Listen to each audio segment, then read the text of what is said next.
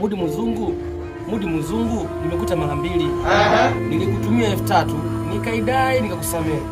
Nikasema kwamba si binadamu, na leo na kesho naweza kudai kesho sijui ananisika nani, nikasamea. Lakini kwa hili tukio la swala ya Simba kufungwa, alafu wewe umekaa kwenye jukwaa unafurahia kupigwa picha na mashabiki zako, nimeona ile video. Wewe umeniuma sana. Ila tambua kwamba wewe umeshautia maji. Cha kufanya deni langu limebaki pale pale, nimegaidi na kukusamea, nirudishie langu bwana. Mudi, nirudishie langu 3000 nyingi. Kwani katika shilingi 3 ningechukua risiti zangu 2. Ningechukua kwa Jerumani hapa, ningechukua Ghana hapa, kipindi cha kwanza no gold ningezuia fist chafu. Nafikiri ningekosa na rajai. Na kusamea mtu ambaye wewe unanikela. Yaani kila nikiperuza kwa mtandaoni, Mudi mzungu, ipige mpaka chakae, sasa sikia. Nigee langu.